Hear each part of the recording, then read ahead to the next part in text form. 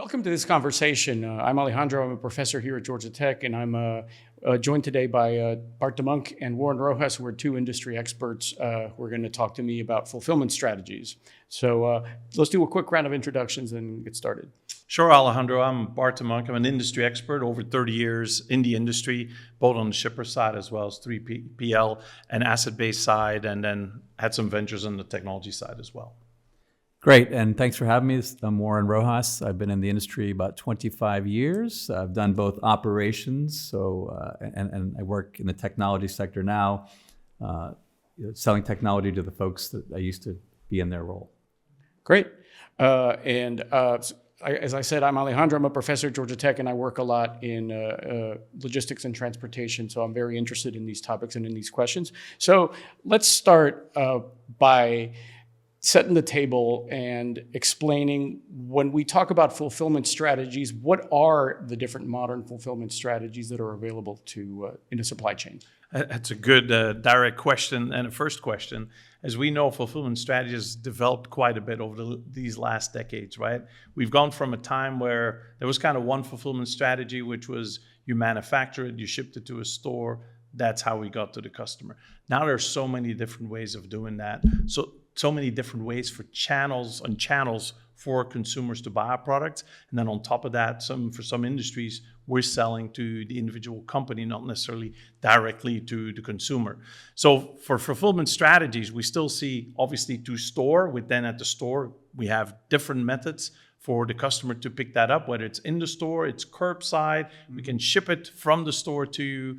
Obviously now e-commerce, a lot of it is home delivery, right? So obviously that's a big strategy for a lot of companies. And what we're seeing is that fulfillment strategy has impact on the order side, how people really order at a manufacturer, how the warehouse is set up. It used to be set up in one way for one channel. Now you might have within the warehouse footprint, you might have different ways that products are going, depending whether it's going to a store, whether it's going to a customer, whether it's going through e-commerce, with maybe different technologies. Yep. So that complexity is high. And then you have the transportation part, which also can be different ways, whether you work with your private fleet, where you work with common carriers, where you work with an on-demand or a more hybrid fleet. So a lot of complexity today in number of fulfillment strategies, and that takes it all the way back up to planning to understand where is it that demand is going to occur, but then how will we fulfill that demand? Yeah, when I think of fulfillment, I think of there's the traditional way a customer will buy a product, which is they go to the store, the product is already in inventory at the store and they buy it. But for every other kind of fulfillment option, meaning I order it online, but I pick it up at the store, or maybe it comes to me, or maybe I go to the store and I find that it's not there, and so I order it from there to be delivered or to come back, pick up. All the other options involve optionality for the fulfillment, right? The supply chain can decide how that product is going to get to its final destination. Warren, what would you add to that? Yeah, I would just say, I've been in the industry 25 years. I actually have a degree in logistics, right? So I'm one of those guys who can't get out. But if I look back to my education in logistics, it was this acronym, PPTC, right? Right product, right place, right time for the right cost, right? And if you're a 3PL, add an M for margin, right? But in the end, we're still trying to get something from A to Z, right? With maybe some nodes in between. What has changed, so that hasn't changed very much. What has changed is to Bart's point, the methodologies around how we do that, right? And the technology that supports it, right? And again, for the longest time when people ask me what I did for a living, I said, I work in supply chain and logistics. And they would look at me like they didn't know what I was talking about. I think one thing that COVID did was bring supply chain to the forefront. Main Street now understands, when they walked into a grocery store and there was no paper products, they understand what supply chain is and how challenging it can be and how disruptions can affect it, right? So I think product, place, right time, right cost. But what are the modern fulfillment strategies, to Bart's point, and what is the technology that supports it? Right, and I guess the modern supply chain and modern fulfillment strategies, what they give you are flexibility. They give you many options, many ways of satisfying demand, as opposed to maybe one rigid channel that you had to use before. Right.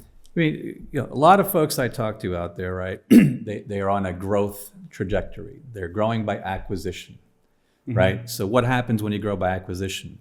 From a technology perspective, now I have 6 different business applications. I'll throw out some names: SAP, Oracle, Manhattan, Blue Yonder, right? And how do I make them all talk to each other?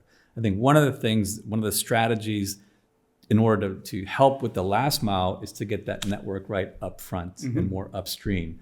So try to consolidate into a platform so that there's no silos in between people and in between data, right? Because a warehouse guy needs to care as much about a truck not showing up as the transportation guy, because it can affect the wave planning within a facility. It can affect how I stage product and how I load that onto a truck, right? So again, we have to break down the silos within supply chain.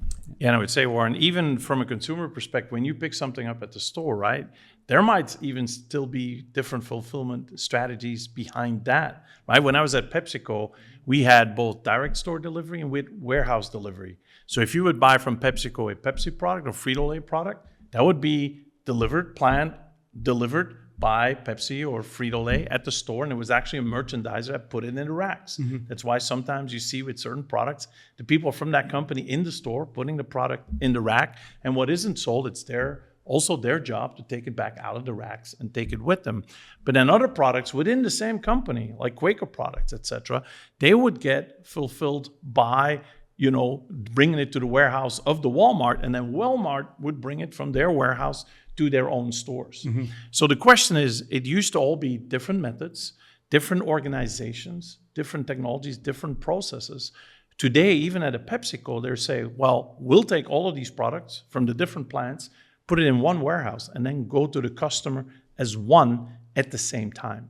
That's a little bit a simplification of what's happening is with a lot of these companies is they have all these different fulfillment methods, but it's great complexity in the way that they have to organize that with people, processes, technology. Exactly. How do you bring all of that together? I'm thinking if you look at a traditional supply chain where we think of a single channel where an order is fulfilled, you would have stages, and the stages are linked by these nodes by warehouses or by some other facility, and you would still need some kind of an overall plan, an overall structure, but it is a lot easier to decouple the management of these different parts of the system, as opposed to if I'm now fulfilling customer orders and the order can get to the customer in one of 5 different ways. And this involves inventory that might be in a DC, it might be in a forward position warehouse in an urban location.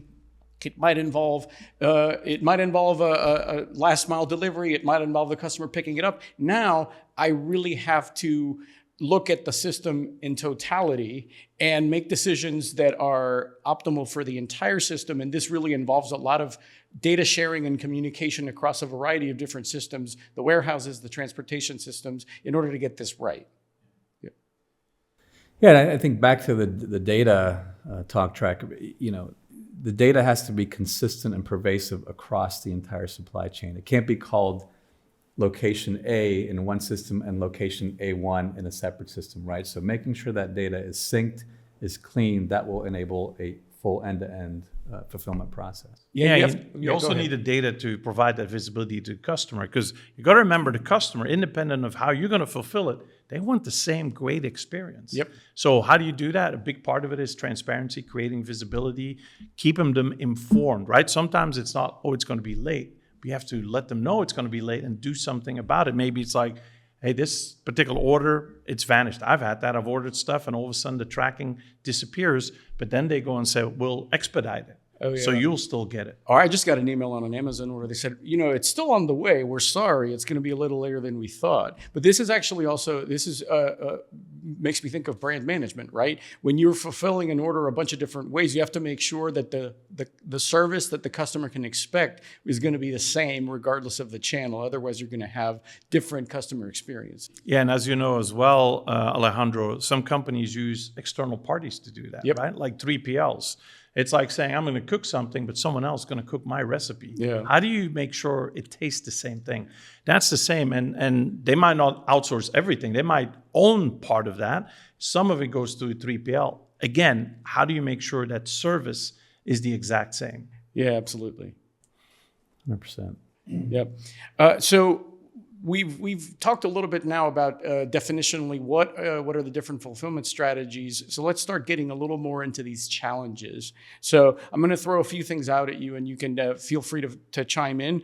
One thing that I think of a lot that is an issue here is incentive alignment. So I have a warehouse, I have an inventory management, I have transportation, and these systems usually have their own internal metrics that are designed to, in a traditional setup, optimize the operations of that system. But now you've got these systems working in interlocking pieces, and you have to make sure that they're in concert. So what do you all think about the challenges of incentive alignment? Yeah, it's good. I'd not heard the term before, Okay. but it's actually pretty interesting. And even within facilities, right? We Yep. see that maybe there's different metrics being used. Like a warehouse has a lot of detailed metrics, but have you ever seen yard metrics? Yard has become a bottleneck because we've been introducing so much automation in the warehouse that the flow through in the warehouse has increased. And we've optimized transportation, right? And we've got vehicles and we've got visibility to all of that. But then it comes into a yard, now that becomes a bottleneck.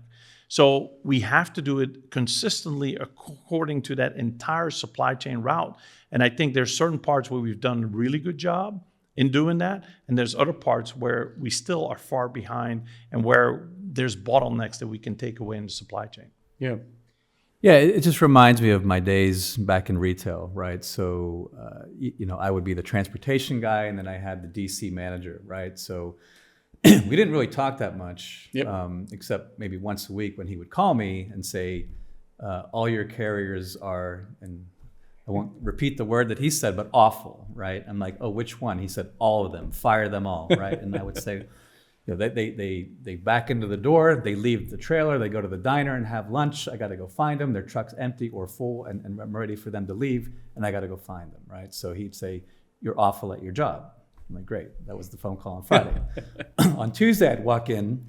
My boss would say, hey, I've got a present for you. It's on your desk, right? And I'd walk into a stack of detention bills, right? This high, 10 hours, 8 hours. I'm like, what could they possibly be doing to unload a truck for 8 or 10 hours? So I would call the DC manager and I'd say, these are going on your budget because you can't do your job either, right? So again, it was very combative, that relationship. Nowadays, right, and I think the relationships have developed within supply chain, both from a people perspective, but now from a technology perspective, right? In Data. real time, again, if a carrier doesn't show up, he's gonna know that before it even happens, right? So if you can have that platform that the data is consistent and in real time across each of the supply chain applications, that's going to benefit the organization. Right, so technology is really enabling these more complex big part of it. operations, and otherwise we would not be able to do it, right? Yeah, I think for a lot of big companies still, right, they don't always have access to all the data or in one place to even understand what's the difference between an operation for a certain product, certain SKU. Why is transportation cost or supply chain cost for one SKU so much higher than another? There is no alignment, right? Because there might be many more touch points.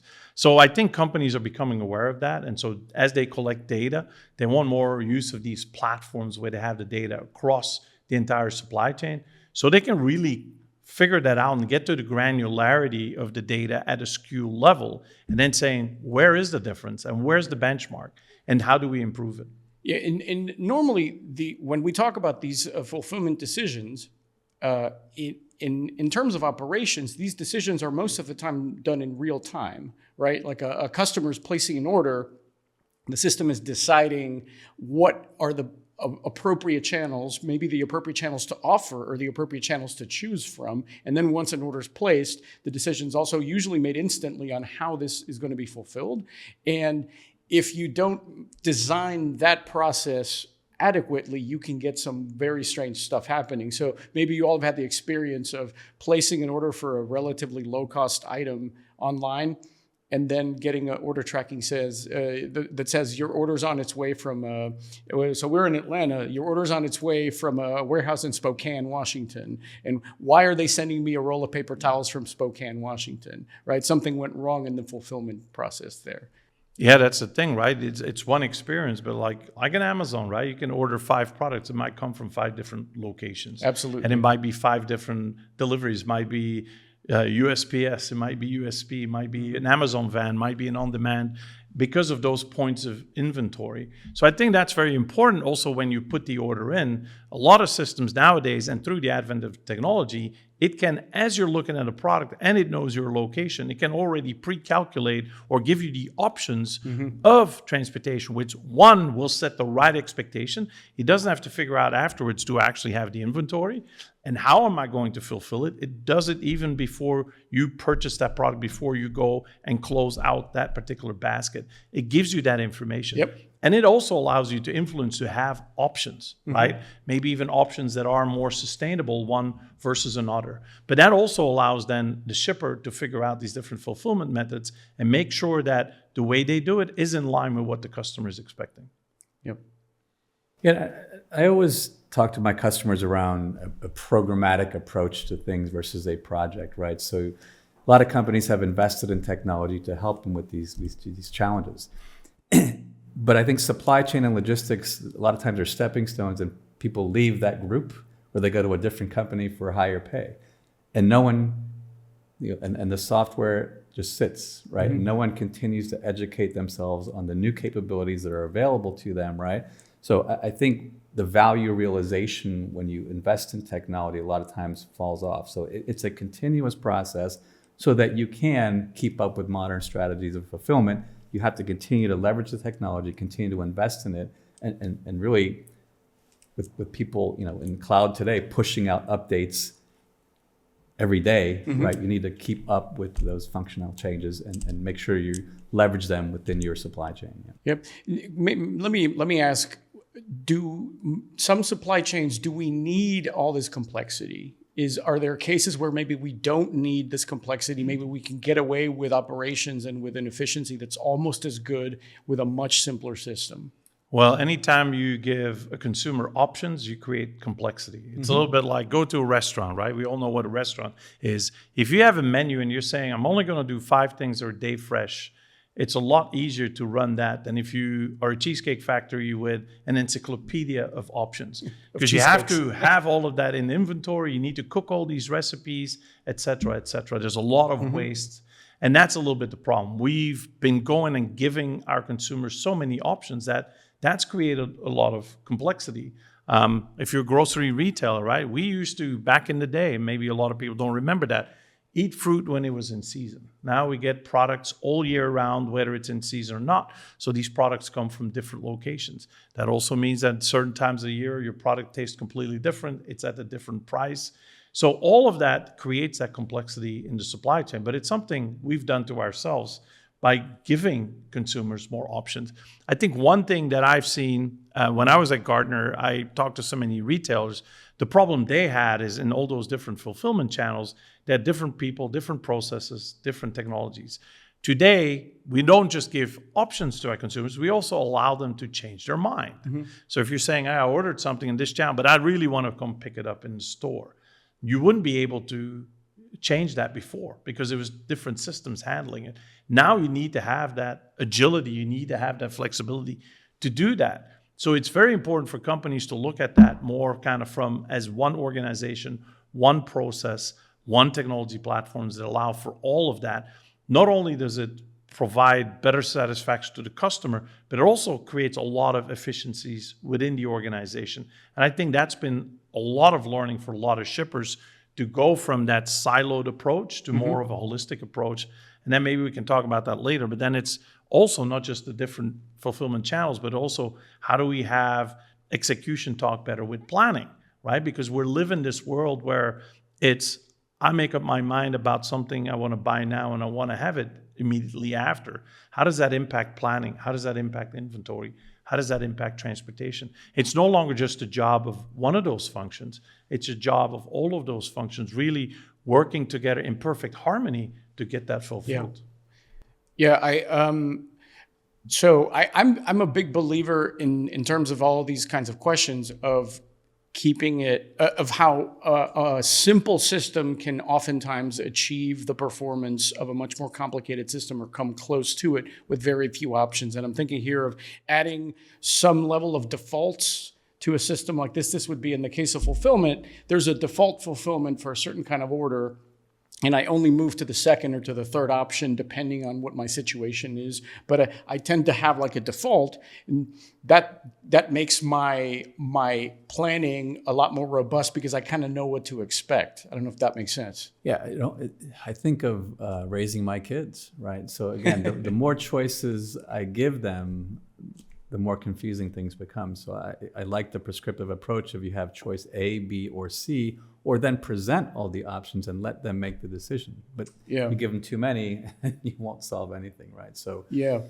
I'm thinking of something like when you think of all the different fulfillment options there could be for an order that you might want to default to, you usually most of the time fulfill an order from a nearby DC as opposed to going to something that's far away. You only do that if you're out of inventory locally, or if there happens to be a truck that's already about to be, thinking of these decisions made at the last minute. There's a truck that's already, scheduled to leave today, and there happens to be some extra room in it, and I'm going to put the order on there. But most of the time, I'm going to stick to the decisions that make sense. This is an idea that is somewhat related to in manufacturing and in other industries. There's the idea of process flexibility, where I can make an extremely complicated supply chain in which everything is connected to everything else, but I can actually instead just add a small level of redundancy to a network, and that gives me almost the same level of performance. And so in this situation, I'm thinking here of,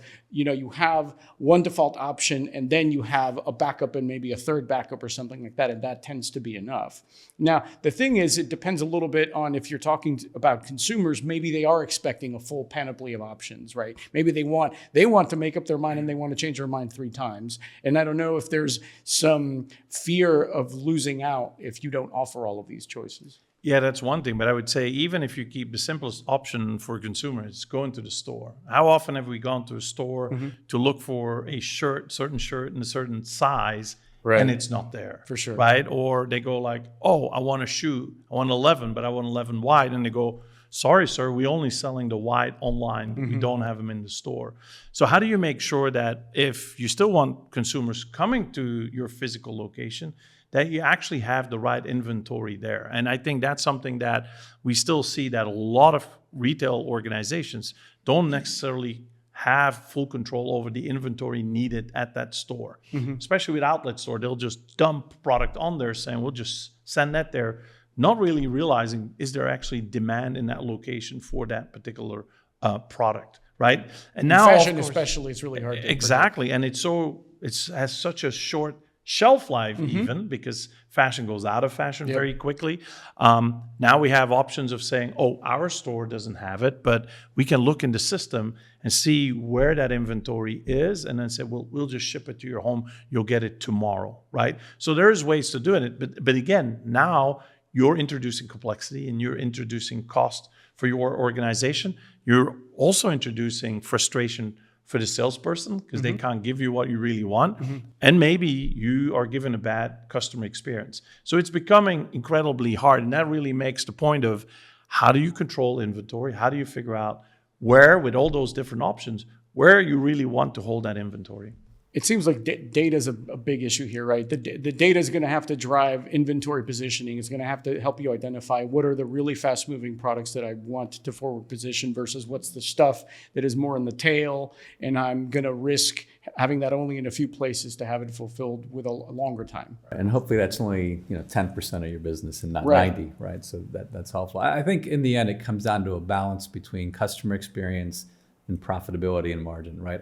Everybody's in business to make money. At the same time, some companies put that aside and say, I just want to have the best customer experience possible. That's the only thing I'm focused on. So there are some brands out there that, luxury brands, that's all they care about, right? So I think there's a balance there. I think at the end of the day, a bean counter will look at the numbers and perhaps make some suggestions. But I think within supply chain, there's a lot of potential to have cost overruns and to spend a lot of money that you probably shouldn't. Yeah. Right? So, Yeah, we've seen that evolution, right? As we started speeding up those fulfillment methods from 5-day to 2-day to 1-day to same day, where these logistics costs went up, right? From 15% to 30%, eroding your margin on that product. So now companies are looking as, okay, so if that cost is going up because of the customer needs, where can I take cost out? So they're continuously looking at that. And so I think it's much more important for companies to not just look at that transportation part, which is harder to cut costs, but how do I now bring that back to right inventory management? How do I bring that even further up to planning, to more real-time do planning? Rather, we used to say, oh, we get numbers from sales, and then we plan based on that, on historics and then current sales. Now we say we get it through social media. We get it from TikTok. What's the sentiment around a certain product? And then my drive in real time, demand and manufacturing or procurement and inventory location of that product. So how do you do that real time? Because one, you want to do it as cost efficiently as possible, but you also don't want to miss out on revenue, right? That you have a lost sale because the product isn't there. Yeah, all this contextual data is really important. Yeah, and I think to your point earlier, in order to run your business, you have to have some KPIs, right? So what's going to tell me that my business is operating as designed, right? And some of the challenges is that every business application comes with its own set of analytics, right? So how do I take, especially if I have 4 or 5 different vendors, with technology vendors, how do I put that all into one consistent dashboard where my executive leadership can make decisions based on trends, et cetera, right? So KPIs, and what is my cost per whatever metric you're using to define your business, right? I think it's absolutely critical that the data will feed one single source of truth, and you have a set of KPIs that you're using to measure your business. Okay, great. And so as we start wrapping up here, having a good data management and having data dashboards, and that is one, let's say, not solution, but one maybe necessary technology that I need here in order for this kind of a complex modern fulfillment strategy to function well. What are other things that you guys are seeing that are important to manage modern fulfillment strategies well? Yeah, I would say one, the dashboard isn't enough anymore, right? Just having the insights. It's how do I turn those insights into decisions, and decisions that I can execute in real time. Yep. That's kind of the phase where we're in today, right? I know what to do. But I'm not doing it, or I'm not doing it fast enough. And we live in a world where we have to act very fast. The other part is, how do I make sure that, for example, I have very good executional information? How do I give that to my planning folks? So when they do things like, okay, that new line of product that's coming out, there's different lead times because there's stuff going on in the world, geopolitical and others, weather-related all the time. If there's something going on or congestion, I want to provide it also real time to planning, and we have that data. So it's not just about the data, it's about driving the execution, but it's also creating data that can be shared, not just between the different functions in your organization, but also with your supplier, with your customers, your consumers. And from that perspective, I think with the platforms we have today, that's the big, big difference. We have platforms today that are made to share data versus the old on-premise application stacks that was, I would say, poor in data and wasn't set up and created to exchange data to other applications or to the outside world. That's where people really need to focus on, is not just, oh, I got the data. What do I do with the data and how do I share it? Yeah, developing intelligence to take action with this data in real time absolutely is key. Yeah. And I think also not just internal data, but external. So you see a lot of surveys out there. Sometimes you're tired. I fly Delta all the time. They send me a survey after every flight. But again, having that feedback from your customers to understand, I have my own internal KPIs, but what's the perception out in the market? Are my customers happy with my service? Am I performing to the best of my ability? So now, Warren, let me ask you one question. When you fill out that survey and you give your feedback, have you ever noticed anything happening based on that? That's the question, right? If I filled them out, then maybe I would see something back. But no, good point. I think that feedback is absolutely critical in order to improve your business and to make changes and to identify trends and to make the necessary adjustments. Yeah. Excellent. Okay, well, let's end on that note. So thanks for being here, and look forward to having other conversations with you all. Thank you. Thanks, All Alejandro. right, thank you.